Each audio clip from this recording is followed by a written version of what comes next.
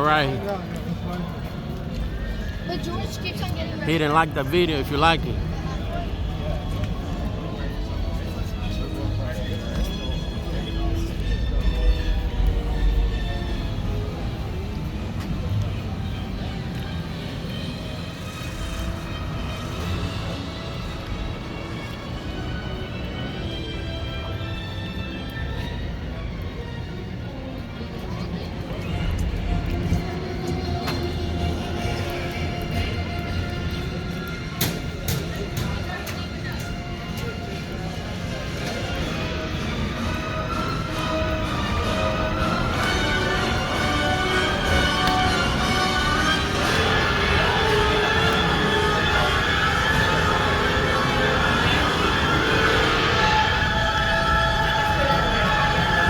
Hey, man.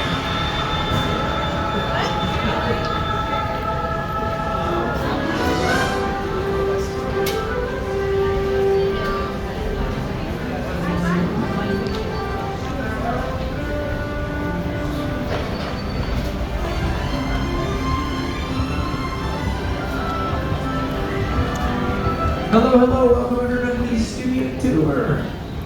Studio tour right up ahead. Now, the studio tour itself will take you into a real movie studio. You'll traverse 400 acres of the world's oldest gallery.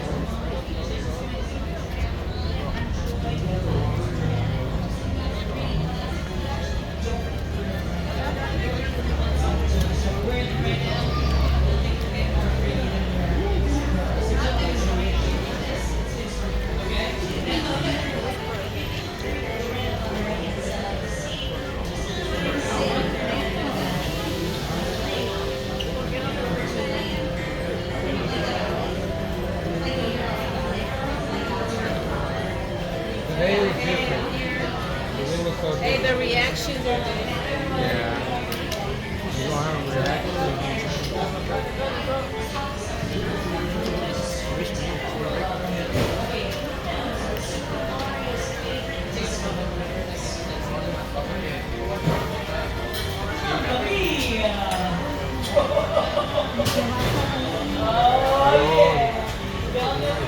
Ese no se mueve, nada más. Sí, así es la pantalla que lo que se hace. Lo mete ahorita en la pantalla. Y te pusiste y taparon así porque allá están los otros.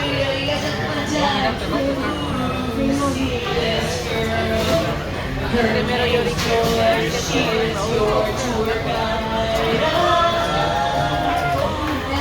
My name is Joy. Our driver is Ned. We got one more person to introduce. He's the host of the National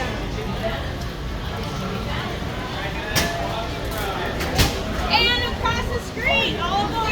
All right, guys, going across, going across.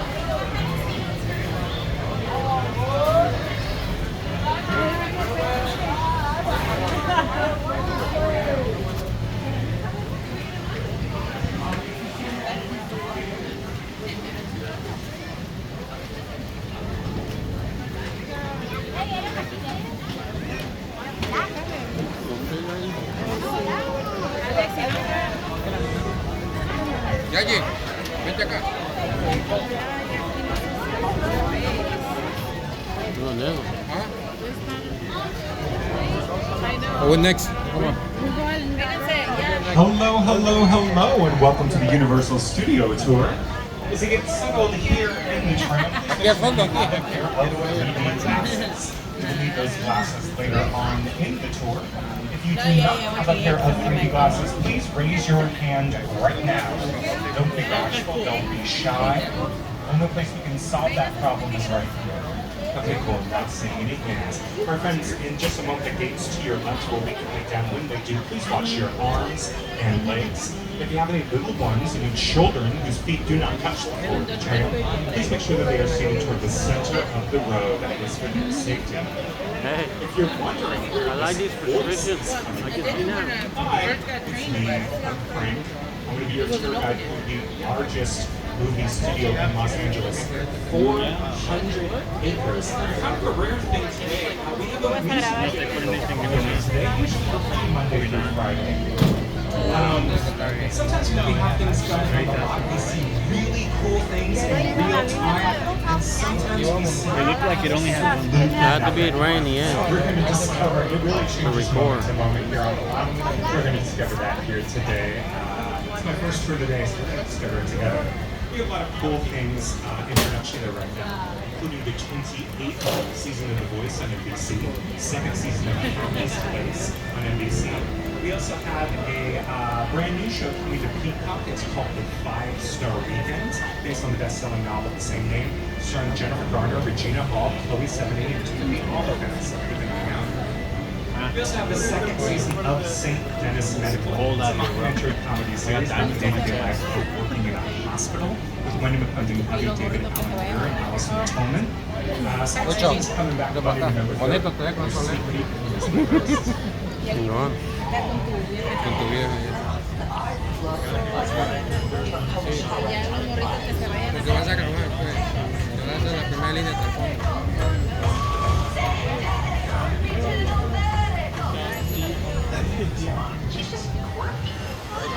Así.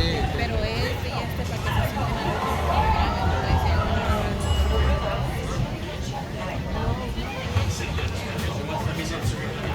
se La estrella, ¿no? To your right is the view of the San Fernando Valley. First thing you see is the movie studio that's going. In the distance is Warner Brothers. Behind it, there's a bunch of silver buildings that to me sort of like standing cheese graters. That's part of Disney. And way off in the distance is Nickelodeon. On a production here in the Valley. Again, we are the biggest in Los Angeles. 400 acres. Oh, my friends. That sound means let's get this party on the road. Wave goodbye to the folks on your left. You're never going to see them again.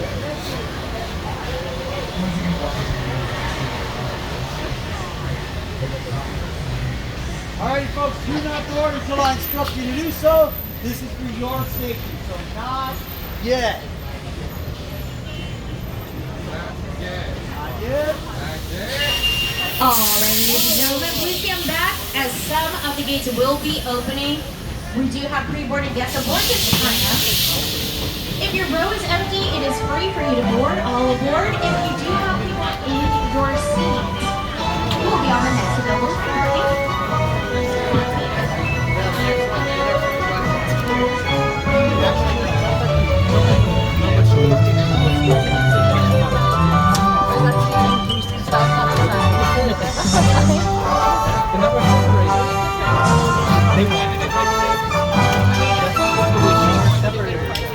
Hello everybody! Welcome on board the world famous Universal Studio Tour Tram. My name is Leanne. I'm going to be your tour guide as we take a look at the back lot today. As we're climbing on board, make sure everyone in your party has a pair of 3D glasses. We're going to need those for the tour. Don't put them on yet.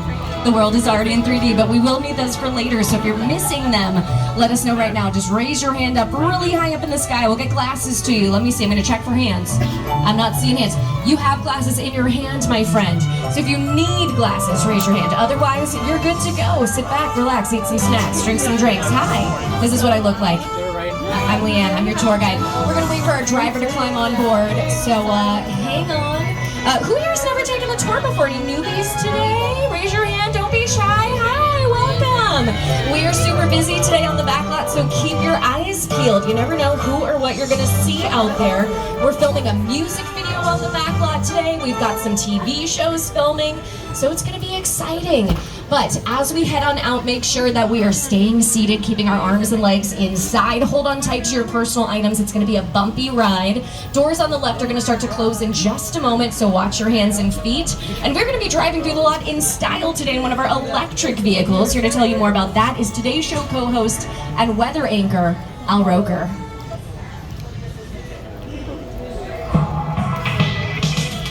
I'm proud to announce that Universal Studios Hollywood is converting the world-famous studio tour trams to become electric vehicles.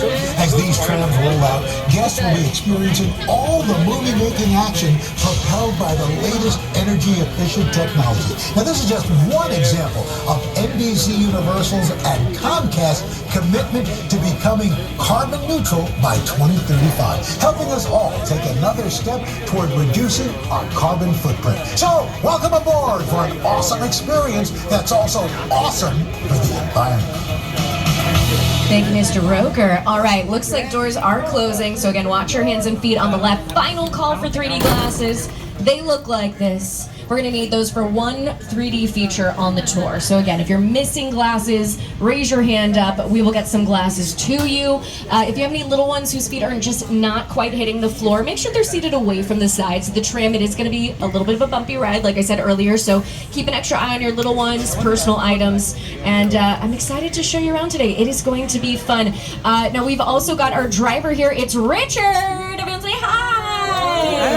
He is the best. He's been keeping us nice and safe out there for about 45 minutes to an hour on the back lot. So sit back, relax. I'll see you in just a sec.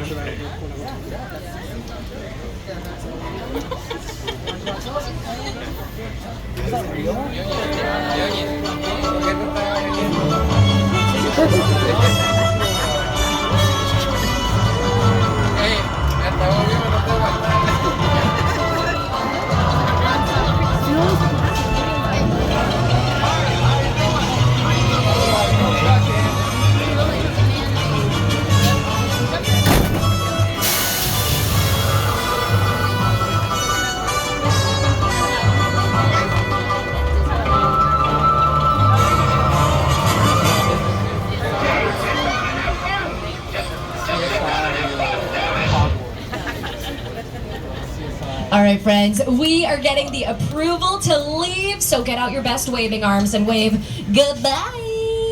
We'll see them in a few minutes out on the back lot. Well, in case you missed it, hi, my name is Leanne. I'm your tour guide. Our driver is Richard. I've got one more person to introduce you to, my co-host for the tour. You might know him as the host of The Tonight Show. It's Jimmy Fallon. Welcome to the Universal Studio Tour. I'm Jimmy Fallon. I'll be making sure you get through this experience in one piece. You've got the very best guide. Leanne. And the greatest driver. Driver Richard. They're the best. I love them. Even though... Leanne. Owes me $5. Wait, what? I know you guys are excited to get on the tour, but first, a few safety rules. That's right. Let's go over our safety rules. Please listen up. First, if you need guest assistance, have a medical emergency, drop something of value off the side of the tram, or have any sound or video issues, reach up and grab the red emergency cord that runs along the center of the ceiling of the tram. I will be back to assist you as soon as it's safe to do so. Otherwise, during the entire tour, please stay seated, keeping your arms and legs inside the vehicle at all times. The studio is on private property, so if at any time during the tour you drop your phone, just can't wait to use the restroom, pull that cord, remain seated. I'll be back to assist you. Please no smoking of any kind during the tour. And be prepared. Our tour today features loud noises, sudden tram movements, fire effects, and many water effects. So hold on to your belongings, make sure they don't get wet, and enjoy the bumpy ride. All right, friends. Well, finally, for your safety and everyone's around you, please do not use selfie sticks. Let's hit the road. We're moving on down the movie timeline here, which starts on our right with the year 1914. That's when we first started filming on this beautiful land. Just a year later, in 1915, is when we officially opened the doors to Universal Studios Hollywood, which makes this year, 2025, our 110th year of making movies. We've been around for a century and a decade. So all these movie posters you're seeing in the lineup are just a small sampling, a best ofs, if you will, of the thousands upon thousands of movies that Universal has produced over the century and a decade. Now we are going to see a lot of construction as we're heading down here as well. This is for the brand new roller coaster opening next year, 2026, Fast and Furious Hollywood Drift. Hey friends, just a little bit quieter for me. Thank you. Just strong microphone. Appreciate you. But yes, this is opening next year. I am so excited. I don't know if you're a Fast and Furious fan. I don't know if you are a fan of roller coasters, but it looks insane. So I'm going to see you at opening, right? Pinky swear? Okay, I'll see you there. Okay, well this is kind of fun too. We're passing by a fire station right now. Looks like both the engines are gone at the moment. This is not a set. This is very real. Back in 1915, Carl Laemmle, our founder, had the dream of creating an entire city dedicated to the art of filmmaking. And that's just what he did. This is Universal City. We have a zip code, fire station, post office, sheriff station, pretty much everything that makes a city a real city. The only difference is that we're also a movie studio lot. And we're a big one too. We started at 40 acres. We're now boasting over 400, which makes us the largest movie studio lot in Los Angeles and one of the largest in the world. And we're about to take a look at it. How cool is that? The first area we're going to drive through is what we call the front lot. We house a lot of our sound stages in the front lot. These very large buildings with the numbers painted on the side. We can see stage 12 here. Very large sound stage, very historic sound stage. This is where we filmed a lot of Golden Age musicals, a lot of our classic monster movies. Now inside of stages like these is where 80% of filming takes place. Most of filming happens inside of sound stages. And that's because we get full control over a situation inside. We can create any environment we want, indoors, outdoors, imaginary. We can create moonlight, sunlight, even weather. So the world is kind of, at our fingertips inside of the stages here. On our left, we're going to see a lot of the smaller sound stages that we typically use for our scripted TV shows. For example, 11 and 10 are often used for the Max original series Hacks, starring Hannah Einbinder and Gene Smart, who both won Emmys for season 4 just a few days ago. Incredible. Now the stages at the end here, 8 and 7, we just wrapped up the 4th and final season of Bel Air. It's a Peacock original, a dramatic retelling is what I would call it, a dramatic retelling of the comedy The Fresh Prince of Bel Air, starring Jabari Banks, Ali Sheldon, and Coco Jones. But yes, it is the 4th and final season that they just wrapped up, so catch up on those first 3 seasons before the 4th season drops in the fall. As we round the corner here, we're going to see one of our larger sound stages on the back lot. Soundstage 14. I love this soundstage. They did use this for Bel Air. This is where the Bel Air Academy was housed, if you're familiar with the show, the school that they went to. But also one of my favorite comedies, Superstore, filmed in there with America Ferrera, that giant interior to a grocery store, right? The Superstore was built inside of this stage. Also, some of my favorite movies, like Jurassic Park. Remember that scene in Jurassic Park where they're up in the tree and they get sneezed on by the brachiosaur? That happened right here in stage 14. If you like Ron Howard movies like Apollo 13 with Tom Hanks, he recreated NASA's mission control inside of stage 14. And behind all of the amazing things we see on screens, we're, building it. We have all these teams behind it, people conceptualizing the scripts, the stages, everything. So we've got all these different people working on the backlot, right? Building the sets, writing the scripts, props, light design, hair and makeup, transportation like Richard, right? All these different people working together to create all your favorite things on screen. So not everything we're going to see back here is a sound stage. We're going to see lots of office spaces, lots of crafting spaces as well. In fact, we're passing by the mill on our left with the rounded metal top. This is where they build all the sets, the environments that the actors are going to work within. Now we're also working on a brand new drama for Peacock on the stages next to us on the right, especially in stages 18 and 19. We've been using for the 5-Star Weekend. This is based on a novel of the same name.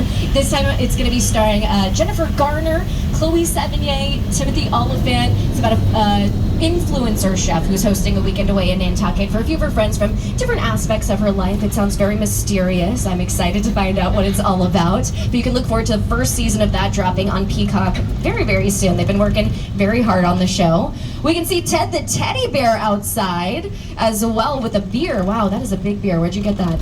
He's probably celebrating. They have been finishing up the 2nd season of his TV show, Ted, which is a prequel series to his movies, Ted and Ted 2.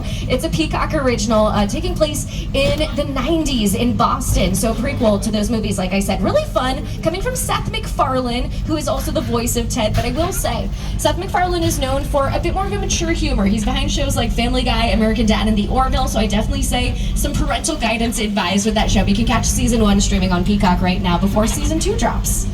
On our left, we're starting to pass by our bungalows, these tan buildings with all the plants outside. And back in the 1950s and 60s, we used these as office space, or as dressing rooms, for all the different, actors that were working on our backlot, some of the greats of our time. But these days, we're typically using trailers as dressing rooms for stars, because it's a little bit more mobile. Move it around the backlot, move it to location shoots. So now the bungalows are are being used as offices for all the different production companies that are housed on our backlot. For example, we've got Mark Platt Productions. They're behind bringing the Broadway musical Wicked to the silver screen, and Wicked for Good will be gracing our screens very, very soon, right? Ariana Grande and Cynthia Erivo have some of the most beautiful voices I think I've ever heard. Really, really great to see this musical come to the screen. I've always been a big fan of Wicked. Now, here on our left, we're also seeing some slightly different looking sound stages, 25 and 26. This is the current home of St. Denis Medical. They're in their second season at the moment. St. Denis is that workplace comedy that takes place at a hospital in Portland, Oregon, starring Wendy McLennan-Covey, David Allegreer, and Allison Tolman. I believe November 3rd is when we can expect that second season to drop on NBC. Now, we're going to change up the scenery a little bit. We're going to head into a jungle next, and here to tell you more about that, I've got an Academy Award-winning director, Peter Jackson. It's the original King Kong that made me want to direct movies. I saw that movie on TV when I was about 8 or 9 years old, and I wanted to become a filmmaker. I like films that just take you away from your real life. Oh, that smells good. Sweep you up and King Kong literally does that. I mean, you're on board the ship, you're sailing to a lost island, That smells really good. monsters and creatures from, prehistoric times. King Kong is having a carne asada.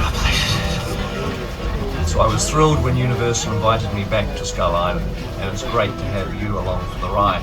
Now, we have created this 3D immersive experience, so you're going to have your glasses ready. Don't put them on yet, but just have them in your hand because we're about to return to Skull Island. It's okay, put on your 3D glasses, everybody. Just a quick reminder, though, to please stay seated, keeping your arms and legs inside the vehicle at all times. And if you are using a camera, a recording device, please make sure the flash is off, please. No flash inside. All right, everybody, adventure awaits us, so hold on to your belongings. We're going to Skull Island.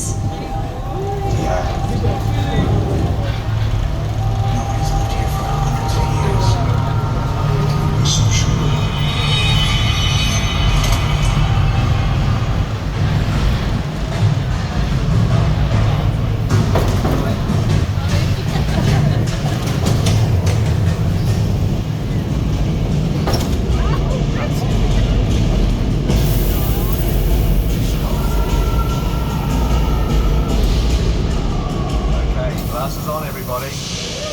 We're back in Skull Island.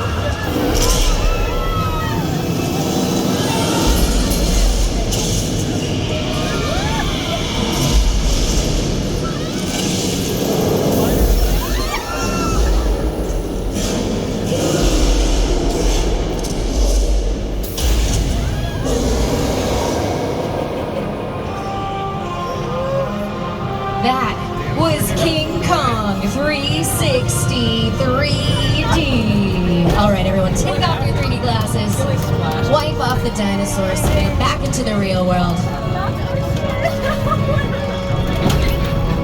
I heard the dinosaur spit's actually very hydrating, tap it in. Look gorgeous in the morning. Those screens are huge, right? 40 feet tall, 180 feet wide on both sides, which creates a 360 all the way around you. And the special effects are coming to you from Peter Jackson and his FX company, Weta FX, based out of New Zealand. They bring effects to a lot of his movies, like the Lord of the Rings trilogy, the Hobbit trilogy, King Kong, of course. But They popped out lots of other TV shows and movies like The Last of Us, Shang-Chi, Black Panther, Wakanda Forever, the Planet of the Apes movies, the Avatar films. You know, it's fair to say they've been creating some pretty amazing creatures throughout Hollywood.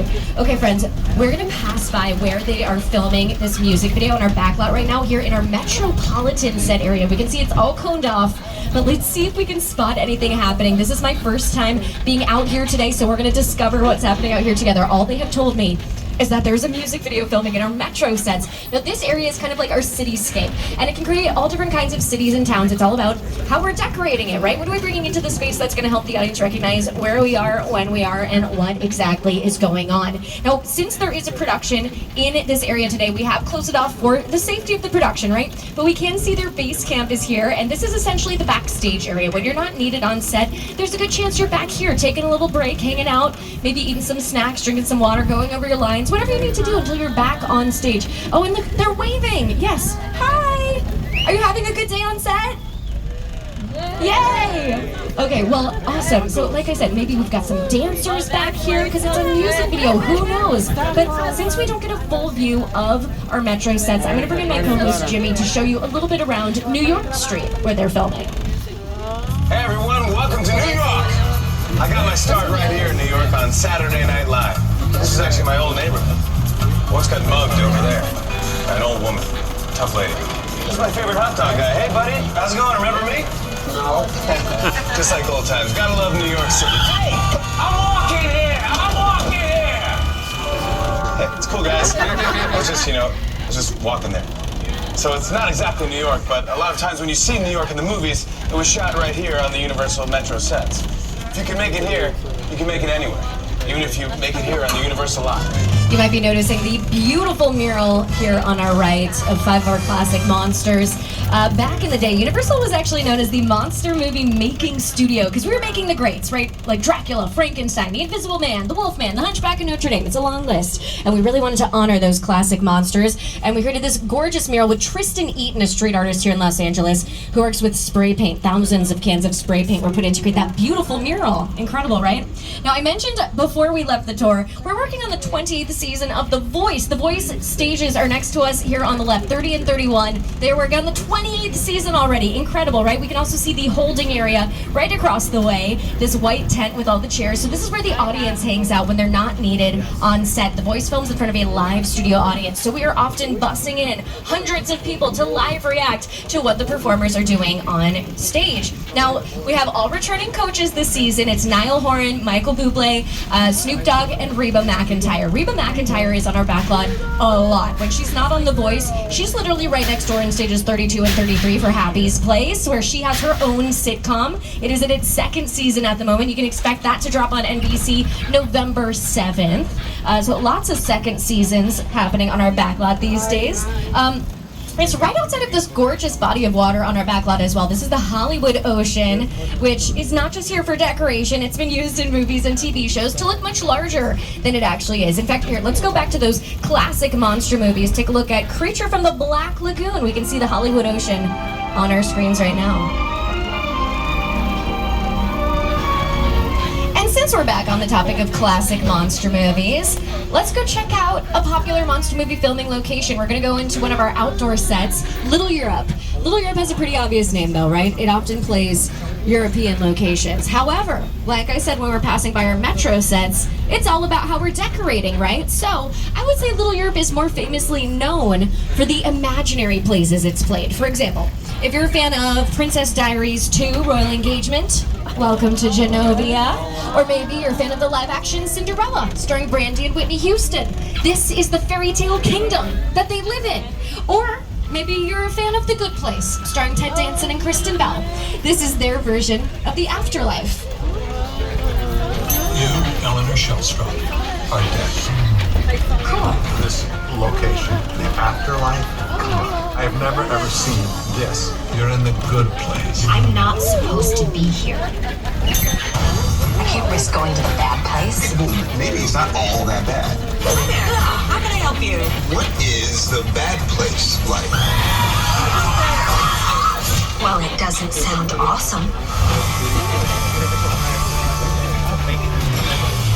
Now, a lot of the buildings that are around us in these outdoor sets are what we call a facade, and that's a building where just the outside, the exterior, is usable for filming, except for a few special buildings like that yogurt building that we saw on our screens, or in this Court of Miracles area, the building with the black windows and doors. You can see through the windows and see there's a little area that we can set up inside as well. But most of the time when it comes to our buildings on the backlot, we cannot use the interiors of them. Most of the time we're filming those interior scenes inside of our sound stages, because remember, 80% of filming is happening inside. So a lot of the time these buildings are really just for show, just the outside of these buildings for the perfect scene, the perfect setup. Now, like I said, this is a very popular monster movie filming location, especially for those angry mob scenes. You know that classic moment in a monster movie? All the villagers, they band together with their pitchforks and torches and they riot about the misunderstood creature in their village. And it gets you thinking, who's the real monster, right? That happened very often in our Little Europe set area. At night, I promise you, it looks very spooky in there.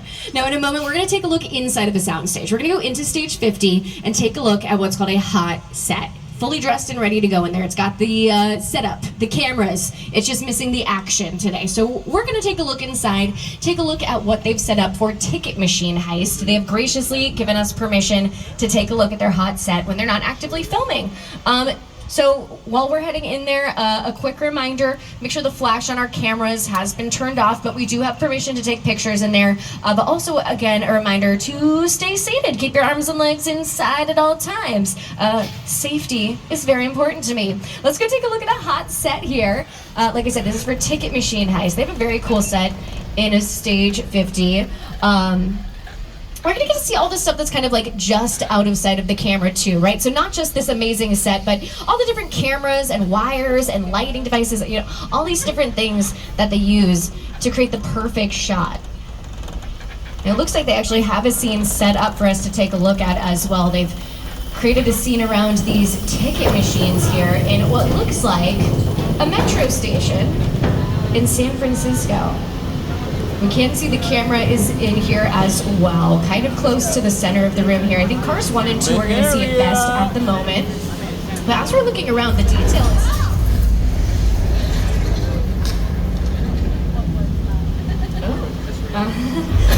Oh, it's still going. We're in California. This happens sometimes.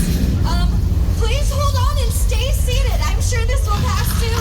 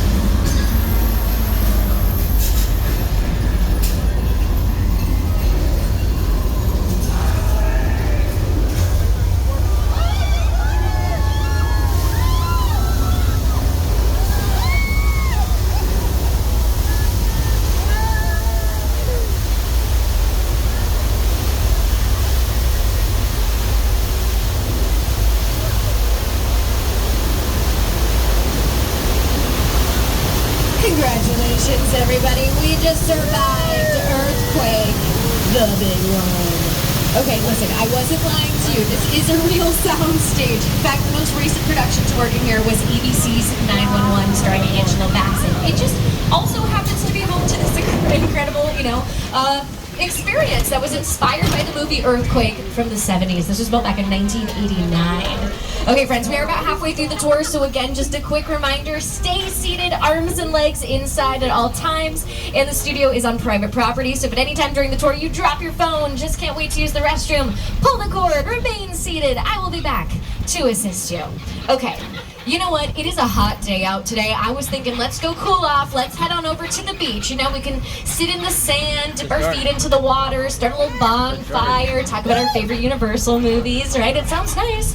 I did hear that they had to deal with a little bit of a shark issue earlier, so hopefully that's been cleared up.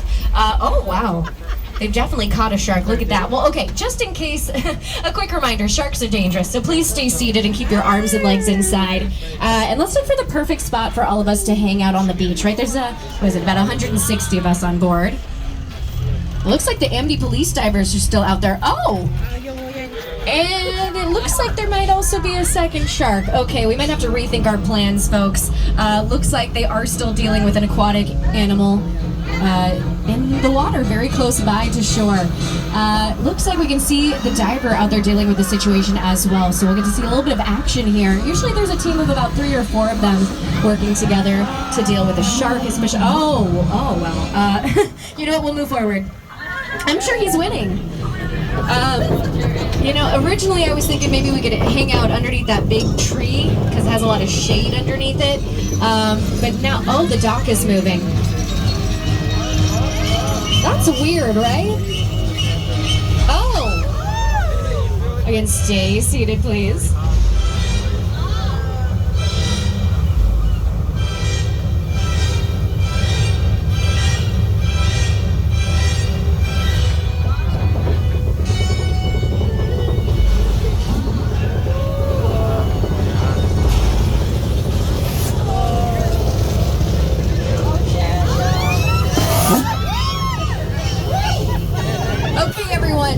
Check your limbs, make sure we're all in one piece. I got 1, 2, 3, 4. Yes, I got mine. You got yours? Okay, we'll check later. Anyway, that shark is very scary, right? It's not real. It's mechanical. It's inspired by the movie Jaws, right? Of course. But listen, our shark actually works a lot better than the shark that they used in the 1975 classic Jaws. Their shark had a lot of issues. It kept breaking down. It pushed production for Jaws further and further behind. Originally, we were trying to release Jaws in theaters in the winter. That was the plan. But thanks to all the shark issues, production kept taking longer and longer and pushing the release further and further back until it became a summer release, which, you know, ended up working out in our favor. Jaws was a huge success. It became known as the first summer blockbuster ever, and it put director Steven Spielberg on the map. And in fact, this year we are celebrating 50 years of Jaws. Incredible. Now we're going to head into the original attraction built for the studio tour, and we're going to take a glimpse into what the tours were like back in the 60s. We're here in Old Mexico doing a demonstration on how we can create the practical effect of rain on camera. And for those who've never heard that term before, a practical effect is the kind happening right in front of the camera as it's rolling. So no CGI here. This is going to happen right in front of our faces. We've got a little bit of thunder, a little bit of lightning, so now we need the rain. There we go. We're trying to make this look as realistic as possible for the camera.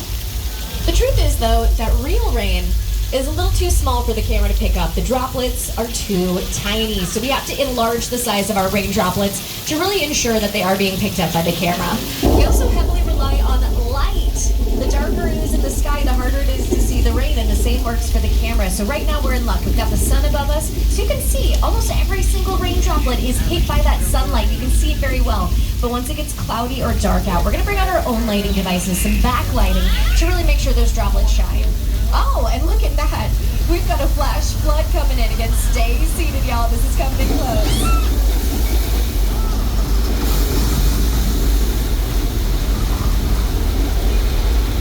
This was built back in 1968. The oldest attraction built for the studio tour, still kicking. Personally, I remember it being used in a movie from my childhood, Big Fat Liar, starring Frank Muniz, Amanda Bynes, and Paul Giamatti. You can't outrun the law, kid! Yeah, we'll see about that.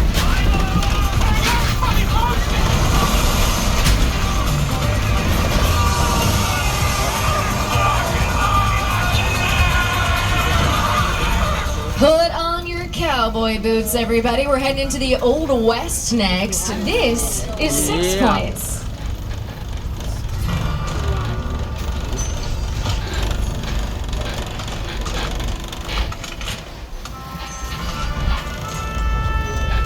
This town ain't of us, Jimmy Fallon. Well, I ain't going anywhere, Jimmy Fallon.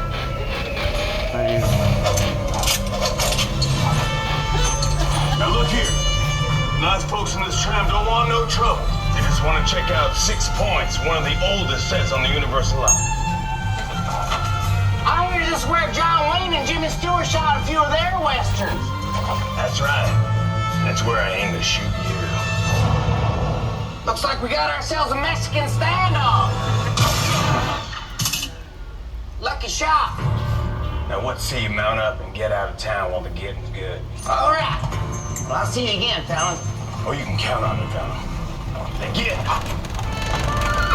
This is the beginning of a beautiful friendship. Well, we just have to talk it out, that's all. And like Jimmy said, this is one of our oldest sets on the Universal backlot. It was built back in 1914 during the silent era of filmmaking. So movies had no sound, right? We had 6 different points in our Western sets where we could film at the same time without disturbing each other because we weren't going to pick up each other's sound. And that's where the name 6 Points came in. Right? Those 6 different points, but stuck with us even to this day, even once we moved into the talking era. And once we did move into the talking era, we had some pretty incredible Western stars come through here, like Clint Eastwood, John Wayne, Jimmy Stewart, some of the greats in the Western world, right? Well, maybe you're just gonna stir things up here. That I am.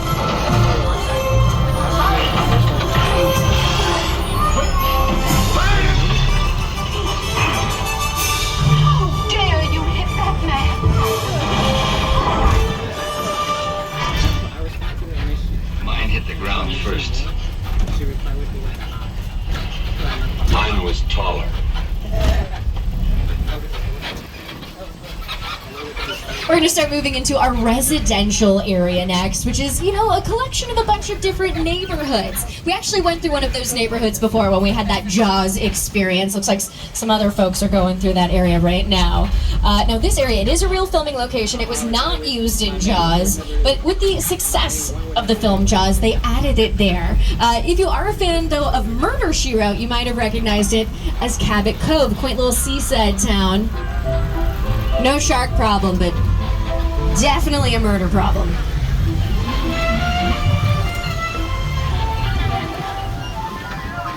And as we move forward, you'll see a bunch of other different kinds of neighborhoods represented out here. We can see Elm Street on our left, not to be confused with the Nightmare, just a popular name for streets. We can see the Chicken Ranch house on our right. This is a fully practical house. Not a lot of these on the backlot. We can use all of the inside, all of the outside. Most notably seen in the musical movie Best Little Whorehouse in Texas, starring Dolly Parton and Burt Reynolds. But if you're a scary movie fan, you might recognize it as the Firefly house from Rob Zombie's House of a Thousand Corpses. But, you know, we're going to pull onto, I would say, arguably the most popular street in Hollywood. We're pulling onto Colonial Street, and if you think you haven't seen it, trust me, you have. If it's not in a movie or a TV show, it's been in a commercial, an ad, you've definitely seen it before. A lot of people immediately recognize it as Wisteria Lane from Desperate Housewives. Some people recognize it from Never Have I Ever on Netflix, starring Maitreyi Ramakrishnan. Her character Davy lived in the yellow house next to us on the left with the cute little shrubbery. Don't worry, we'll make a loop around if you missed it. But most recently, we just filmed a brand new TV show for Peacock, a lot of Peacock originals filming these days, based on a movie from 1989 called The Burbs. Now, the original movie stars Tom Hanks, and this is the street that it filmed on.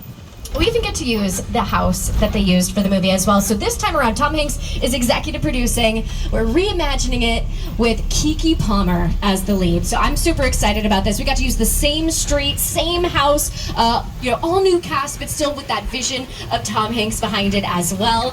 We can also see comedian Jack Whitehall in this upcoming TV show. One of my favorite comedians, Paula Pell, is going to be in the show. But of course, I'm also a huge fan of Keke Palmer, so I'm super excited about that first season of The Burbs. Now, if you're curious about what house they used for that show, it's coming up on our left side. It's going to be the all-white house with a teal door. And again, for my Never Have I Ever fans, the yellow house on our right with the cute shrubbery, that is the Davy house, if you missed it.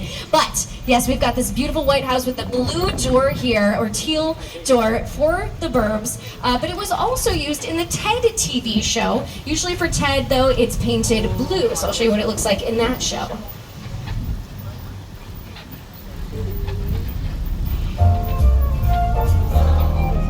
Let the festivities begin. How many we got? Well, let's see. We got 20 cartons. Fantastic. Do you think we're getting too old for this?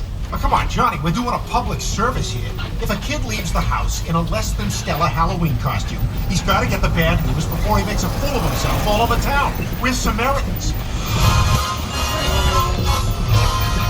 We're pulling up Steven Spielberg Drive right now, and the amazing director-producer actually got his start here on the backlot in kind of a weird way. My entire career began with my relationship with Universal Studios just as a high school kid on a tour bus. Remember, in those days, there weren't trams, there were buses called the Gray Line Tour Bus. And I was so excited and thrilled to be on the lot. It was my first time ever on a movie studio lot.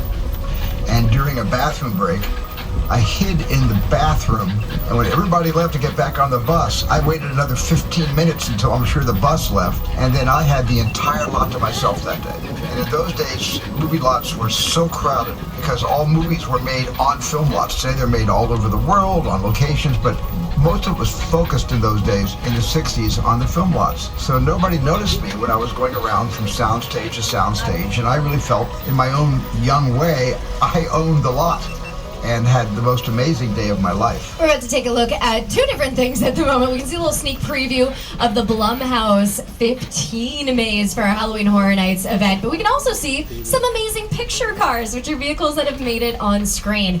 And as you can see, it doesn't have to be a car to be a picture car. It can be any motorized vehicle, even these cool cars from the Flintstones that are mostly made out of fiberglass, believe it or not. They do have little motors in them though, because we don't want to make the actors use their feet for real. That's not very comfortable. Some amazing cars from Fast and Furious. I think my favorite though is at the end from Transformers. We've got the yellow Camaro that played Bumblebee. I love Bumblebee. But yes, we can also see this celebratory maze, 15 years of Blumhouse, which is one of our favorite collaborators when it comes to horror movies. Universal, as I mentioned, was known as the monster movie making studio, and that's definitely something we like to continue with. We like to continue to make amazing horror movies with all different kinds of companies, and Blumhouse is definitely one of our favorite collaborators. We can even see our to-scale model Hollywood sign has been decorated for The Purge. And some other, oh yes, we can see the Grabber is there as well. A lot of Blumhouse characters. So if you want a closer look at all of this, come back and see us for the Halloween Horror Nights event. You have until the end of October to celebrate with us. We can also see this is the house from the Bates Motel, or we from Psycho. We saw the Bates Motel a second ago. I got so distracted by the maze, y'all. I forgot to even mention the Bates Motel that it was on. But we can also see the Bates home from Psycho here as well. This house, believe it or not, just for the film, was just a two-sided facade. That's all they needed for the perfect shot of it looking very creepy up at the top of the hill. But as you can see, we have added a third and a fourth wall to it. We can see a little bit more into the maze as well, but this leads us into an incredible set. This is for Steven Spielberg's War of the Worlds, his 2005 adaptation of the story by H.G. Wells about an alien attack. This is over 100 tons of debris with a real 747 aircraft that Spielberg purchased and then dismantled to decorate the set.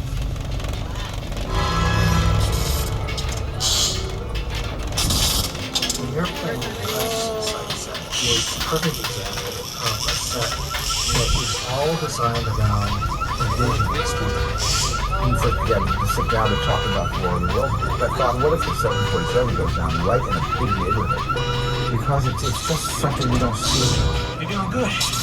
You're doing great. Listen, smell your close your eyes, okay? Down close.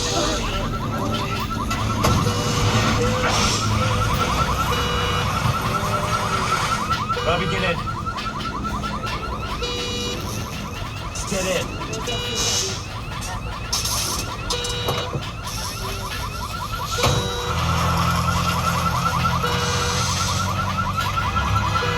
Spielberg really does not spare any expense when it comes to creating sets. The more realistic the environments are, the more realistic the performance from the actors is going to be. So he really did go all out. Just the plane, for example, just the plane was $60,000 to purchase from, there was like an airplane graveyard in the Mojave Desert that he got it at, but it took $200,000 to transport to set. Right, this is like a 5-hour drive, mind you. $200,000 to transport this giant plane. Now we can see the inside of the plane as well. They took the top off, but originally that was not a creative decision. Originally they took the top off of the plane just because it was too tall to fit underneath the overpasses on the freeway. But once Spielberg saw it, he said, you know what, no, this is perfect. We'll leave it like that. We're gonna go from one amazing alien crash site set to another. Next up is from Jordan Peele's film, Nope. We're going over to Jupiter's Claim, and here to tell you all about it, I've got the director himself, Jordan Peele. Movie magic only happens when a team of collaborators, often in the hundreds, work together to take an impossible notion and bring it to life. This is Jupiter's Claim, a nostalgic, small-time Southern California amusement park owned by former child star Ricky Jupe Park.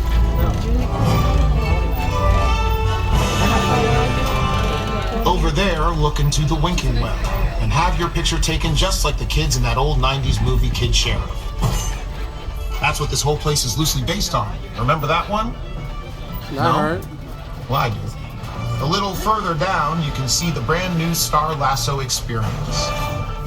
Built to showcase an unbelievable new live show. It's not looking so live anymore. Anyway, behind this Hollywood fantasy of a gold rush frontier town lies a sinister secret. It is smack dab in the center